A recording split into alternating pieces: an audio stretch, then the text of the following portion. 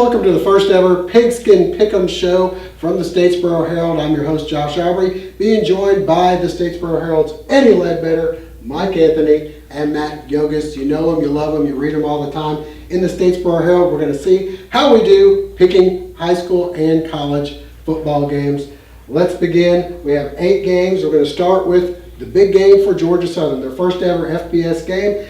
Georgia Southern going on the road to NC State. They are a 20.5 point underdog. Let's begin. Yogus. Well, here's what we know right off the bat. We know that everybody's betting Georgia Southern. That is a line that's been dropping all week long. The smart money was on Georgia Southern when it was 23. It's still on Georgia Southern, taking to cover the 20.5.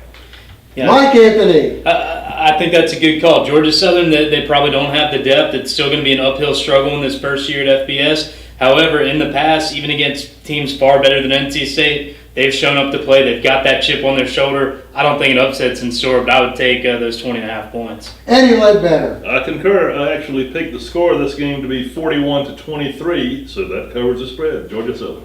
3 Georgia Southerns. Going to have to go outside the box on here, make everybody mad at me from the get-go. 20.5. It's the first game for Georgia Southern in FBS. NC State's been there, done that. They're pretty excited about this game. They're at home. I'm taking NC State. Let's keep up with this. NC State for me, GSU for all the other guys here. How about that? All right, next up, we got the Sun Belt game of the week, which is going to be Michigan giving 34.5 points to Appalachian State. Kind of recall a few years back, this game didn't quite go the way Michigan had thought. Yogus, your thoughts on this game? Appalachian State is 1-0 against the spread when facing Michigan. I'm going to take them to cover again this time around, but the W probably won't be there. Mike? Michigan's out for blood. The players on this year's team weren't on that team that got upset, but you know that about 115,000 Michigan fans are going to be wanting all 34.5 of those points. I think that Michigan at some point in this game will have the spread covered, but App State scores a late one against the 4th or 5th stringers. They just barely get in under that 34.5. Eddie Ledbetter. What Mike said, except for the part at the end. I think Michigan will cover. You think You're Michigan going will to just cover? keep that foot on the gas? You're going with Michigan too. They won't. right? I'm going with App State. I think App State. Michigan will be up and then give it away. Okay, we got 2 App States and we got 2 Michigans. I'm going with Michigan. So we got we got Yogus going with App, Mike's going with App, and Eddie's going with Mich. Sorry for the penmanship here. All right, moving on to the Georgia Bulldogs. Georgia with a new quarterback as Aaron Murray is gone. Of course, he didn't play in the last game or two after he got hurt. They are giving up 7.5 to Clemson. Matt Yogus. Aaron Murray lost to Clemson last year. Hudson Mason will lose to Clemson this year. I'm not only taking the points, taking Clemson to win. Mike. I think Clemson's just lost too much offense from last year. You remember it was such a shootout between Georgia and Clemson. I would rather have at least a highly touted quarterback, even if it's the first time that we're seeing him, over all the replacement parts that Clemson has. Later in the year, I might like the Tigers, but right now I like Georgia to cover. Eddie. Anytime Clemson's involved in a game, I'm going to pick Clemson, and everybody in this room knows why. Jim Healy, this one's for you, buddy. I'm going with Clemson. So we got Clemson, I've got Georgia. Georgia, Clemson. All right, here we go. Mike is fired. Mike, put your resume online. I will write a really good column this week, I swear, Jim. UGA and Clemson. All right, we got Georgia Tech. Georgia Tech going up against Wofford in this game. Tech 28-point favorites in this game. And 2 coaches who have been up against each other before, that being Mike Ayers and Paul Johnson. Matt, rather. Let's go with Matt. Let's not switch things up. Go ahead. Well, it's interesting picking FCS games. We did a lot of that in years past. This is the only one we're really worried about this week. But 28 points. Georgia Tech's going to be out for blood. They know Wofford's offense. Sure, Wofford knows Georgia Tech's offense too, but Tech's got the players to cover the 28. Mike. All the kung fu magic in the world isn't going to save Mike Ayers and the Wofford Terriers. They had enough problems with Georgia Southern's speed. Georgia Tech's got even more of it. I think Wofford comes out strong, but Tech's going to wear them down by the end of the first half and roll it up after that. I like Tech big. Eddie. You are going to have to pick Wofford because I'm going with Tech also. It's a tough one here because I know from past experiences, Paul Johnson and Mike Ayers kind of clash a little bit, have similar personalities. Paul Johnson's going to want to try to run it up. I think we're all going with Georgia Tech this week. Georgia Tech in general mistreats those FCS teams. They've run it up on everybody. Indeed, but if you're smart, you maybe go against us because us all being right, I don't like. Let's go. We're all going GT. Hey, all the way down. Paul Johnson never lost to Wofford at Georgia Southern. Just There you throw go. that in the mix too. And Mike Seawalk struggled a little bit when he was there afterwards. And Mike Ayers was up for the Georgia Southern job when Willie Fritz. All right, let's move on. Auburn, 19-point favorites. Your thoughts on this game there, Matt Yogus?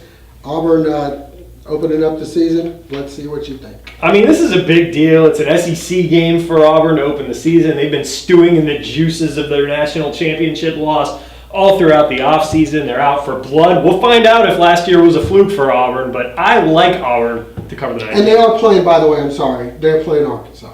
Playing Arkansas, and I think Auburn, I don't think it was a fluke at all last year. I think this is a very good team. Definitely has the parts to get back to a national championship. The only way they're going to do that, though, is by winning this game. Even with the playoff, one loss is still going to hurt you a lot. Arkansas, I think, has a lot better talent than their final record is going to indicate. I love Bielema as a coach, but they are just in the wrong neighborhood. They're going to get whooped on all year once again. Auburn gets it started with a big win. Eddie. I think Auburn wins the game, but I don't think they cover the spread this game. All right, well, Nick Marshall back at the helm at quarterback for Auburn. I think he's going to be the difference maker in this game. I'm taking Auburn, so we got 3 Auburns and 1 Arkansas. So Auburn for everybody but Moi. Mr. Eddie Ledbetter is going with Arkansas. We're on to the high school scene here. We got the Portal Panthers opening up the season at home. I heard they had a really good kicker, but first-year head coach John Willoughby taking on Josie, a team that didn't win a game last year. Let's begin with, once again, Matt Yost. Well, for all the games Mike's going to lose against me in college, he's going to pick up some points in the prep. So I have a feeling. But Portal's defense has been unbelievable the last couple of years. Trent Thomas is back in the mix. I like Portal not to cover the spread, but to win 6-0. Yeah, I'm sorry. We have Portal. They're giving 7 as far as the Mike Anthony lines go. It is a 6-0 win for Portal. All right. No, If it's a 6-0 win, then that means that someone probably missed an extra point. I don't know how happy that would make our host. I think Portal's going to get it done. They're going to start off the year on the right foot. Josie didn't win a game all last year. They're not much better this year. I think Portal is up comfortably by a touchdown, and then in the final minutes, Jordan Aubrey kicks a field goal to cover the spread. all right. For the Bonus record, points. I've got 2 field goals in the 6-0. Oh, there you go. I appreciate that. Andy Ledbetter. I'll play along. I'll go with Portal. I think they'll cover that. All right, Portal. Christening in the John Willoughby era, I think they come out with a victory. I'm going to say 13. How about a touchdown, extra point, 2 field goals? There you go. Is that a conflict of interest? Can you pick that No, game? that's right. I have to abstain from this one. We're all going with Portal here. Moving on, Southeast Bullock getting 8 points against Pierce County. Pierce County's kind of been the team in that region recently. Their quarterback has gone on to an FBS school. Matt Yogus, your thoughts on the Yellow Jackets getting 8 points? We saw Southeast Bullock come out of the gate last year and struggle to score points, but as the season went on, their offense got better and better. Unfortunately, they're breaking in a lot of new offensive players this year, so I unfortunately have to buck the trend of picking our local teams and go against SEB, but they will build up some steam and compete for the top half of that region. Mike Anthony. I'm with Yogus. I think that SEB is going to be a very good team this year. They might contend to win their sub-region. However, too much offense to replace, at least too much to replace in week 1. The only benefit they get against Pierce County, Tyler Harris, as you mentioned, now trying to replace Blake Bortles at UCF. So Southeast Bullock, they come out strong. They put it on a better showing than last year against Pierce, but not quite enough. Pierce wins this one going away. Andy Ledbetter. I'll have to take Pierce also. All right, I'm going to go with the Jackets. I find a way to keep it close. They may not win this game, but they keep it within 8 points. I'm taking SEB. Everybody else is going with Pierce County. Final game on the docket, we've got the Bullock Academy Gators on the road at David Emanuel.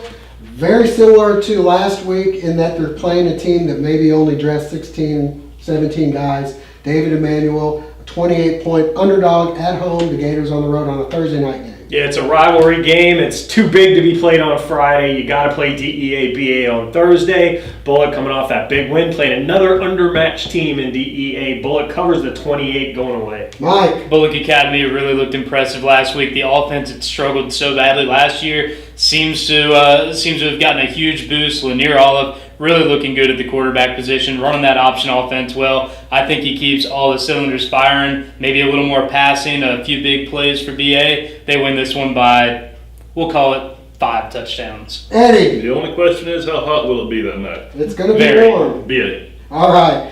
I'm going to go with the Gators as well. I think they could score as many as they want to.